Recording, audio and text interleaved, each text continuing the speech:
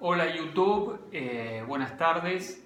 Estamos en el primer módulo de un trabajo que se denomina El arte de pensar un nuevo derecho. Este trabajo está relacionado con el derecho internacional, específicamente con todos los tratados ratificados por la nación argentina que son supralegales, es decir, con una jerarquía superior a la ley, y los tratados de derechos humanos que tienen la misma jerarquía que nuestra Constitución Nacional. ¿Por qué decidimos hacer este trabajo y por qué lo queremos difundir por este medio? Es muy sencillo, porque la aplicación de los tratados de derecho internacional es muy difícil y no es igual que la aplicación de una norma legal o consuetudinaria. El derecho internacional en sus tratados tiene normas que denominamos abiertas. ¿Esto qué quiere decir? Que los tratados de derecho internacional nos dicen qué derechos vamos a proteger, qué principios tenemos que defender, pero no nos dice cómo hacerlo. En cambio, en el derecho interno, generalmente un magistrado, cuando se encuentra para la resolución de una sentencia, ¿qué hace? Lee el expediente, ve la prueba y una vez que leyó el contenido de los hechos y toda la prueba, va a buscar qué norma va a aplicar para dictar la sentencia.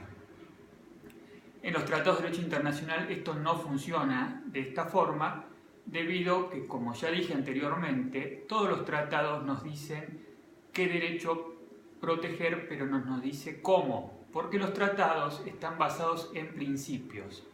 Es decir, que al juez tiene una ardua tarea de interpretar estos tratados internacionales para volcarlos al caso concreto.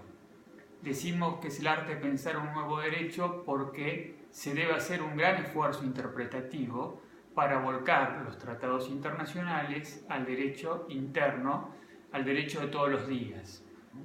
También si manejamos derecho internacional vamos a poder con más facilidad llegar a instancias jurisdiccionales superiores como la Comisión Interamericana de Derechos Humanos o la Corte Interamericana de Derechos Humanos. Volviendo al título, el arte de pensar un nuevo derecho, significa que debemos cambiar los paradigmas en el razonamiento. Empecemos a definir de qué se trata pensar.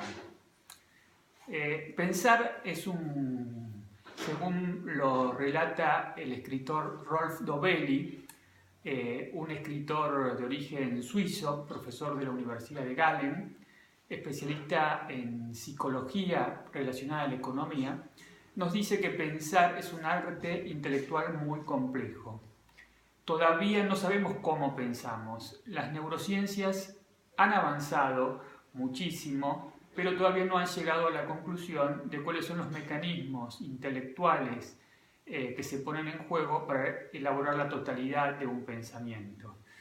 Sí se sabe, cuando nosotros pensamos, que interviene un mecanismo inconsciente. Ese mecanismo inconsciente está nutrido de diferentes experiencias empíricas que hemos tenido, nuestra educación. En base a ese mecanismo inconsciente se elabora un pensamiento y una vez que se elabora ese pensamiento, este se manifiesta a través del lenguaje. El lenguaje va a ser quien le pone un límite a ese pensamiento, quien encasilla el pensamiento. Pero ¿qué sucede? Cuando nosotros pensamos, nuestro pensamiento generalmente está viciado. Nuestro pensamiento está muy relacionado con nuestra experiencia vital, está relacionado con nuestras emociones, está relacionado a veces con una falsa conexión de hechos que nosotros intelectualmente hacemos y que no sirven, no son ciertos. Por eso interpretar este tipo de derecho es muy difícil. Existen diferentes mecanismos o maneras de interpretar, interpretativos, o diferentes maneras de pensar, que simplemente vamos a tratar las más importantes. Por ejemplo, encontramos el pensamiento deductivo. ¿Qué es el pensamiento deductivo? El pensamiento deductivo parte de lo general para llegar a una conclusión individual. Por ejemplo, si yo digo que todos los cisnes son blancos, deduzco, por eso un pensamiento deductivo, que el cisne como raza es blanco. Esto no es así porque vemos que en Nueva Zelanda y en Australia existen cisnes de color negro, pero bueno, el pensamiento deductivo funciona de esta forma. El pensamiento inductivo es todo lo contrario, parte de una base individual hacia una conclusión general. Por ejemplo, yo tengo en una bandeja un pedazo de torta de chocolate y ricota, entonces yo induzco que el resto de la torta que no está es del mismo sabor. Es decir, parto de algo general, de algo individual hacia algo general.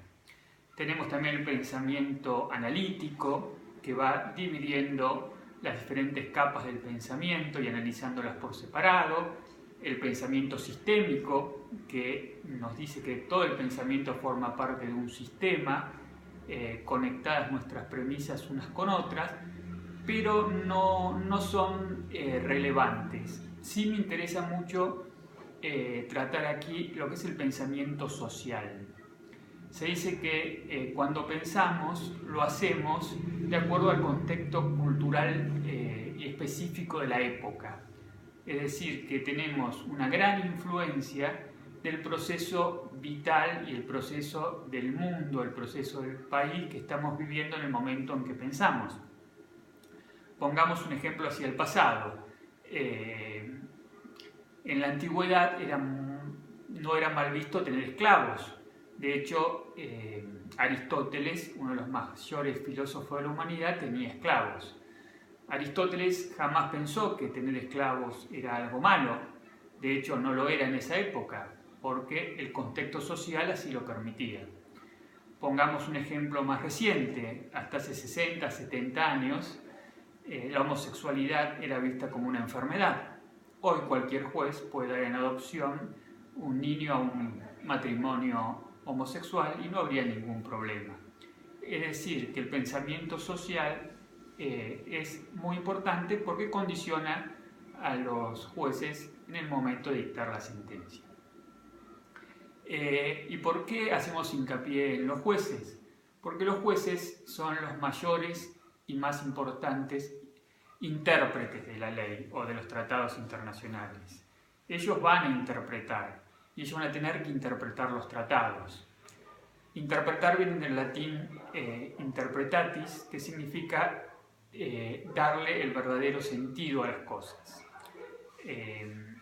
Es tan importante la interpretación que Nietzsche dice que no hay hechos, hay interpretaciones. Como para Nietzsche no existe una verdad absoluta, el jurista solo hace interpretaciones de una verdad relativa. Por eso Nietzsche dice que no hay hechos sino interpretaciones.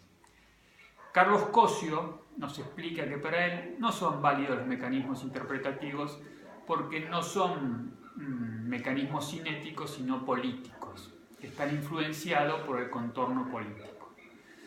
Pero Hans Kelsen nos explica que no solo es importante el contexto interpretativo, es tan importante que los jueces cuando interpretan crean el derecho, no solo lo interpretan, lo crean.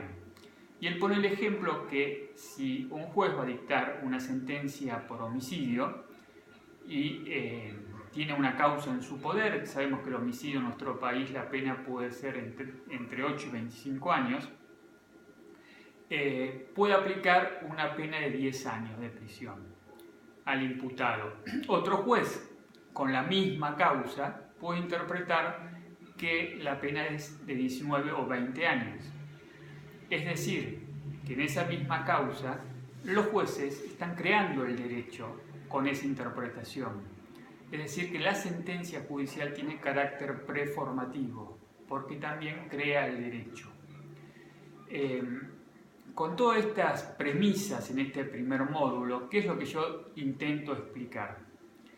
Que nos vamos a enfrentar con la aplicación de un conjunto de tratados internacionales que sabemos que son más importantes que nuestras leyes, pero que están basados solo en principios. Entonces, no solo los jueces, sino los jurisconsultos, los doctrinarios y todos los operadores de derecho vamos a tener que hacer un esfuerzo para interpretar qué dicen esos principios de derecho internacional y cómo los vamos a volcar a esos tratados internacionales en el derecho ordinario, en el derecho de todos los días. Tenemos una herramienta con los tratados internacionales que lamentablemente no la usamos y vamos siempre, basamos nuestros argumentos en las normas muchas veces del Código Civil, que son de jerarquía inferior. Recordemos que hoy hay un proceso que va desde el positivismo, que estaba basado en la norma, al iusnaturalismo. Pero el iusnaturalismo moderno no está basado en el derecho natural, en la existencia de Dios, sino en estos principios de derechos humanos y de derecho internacional que nuestra Constitución nos dicen que son supralegales, y en nuestro siguiente módulo vamos a intentar explicar cómo lo vamos, según cada tratado internacional, aplicando al derecho interno. Eso es todo por hoy. Ha sido un gran gusto estar con ustedes. Mi nombre es Alfredo Ramírez, soy defensor público. Cualquier material que requieran pueden solicitarlo a ramirezestudiojurídico@gmail.com. A seguir estudiando, un gusto y nos estamos viendo. Gracias.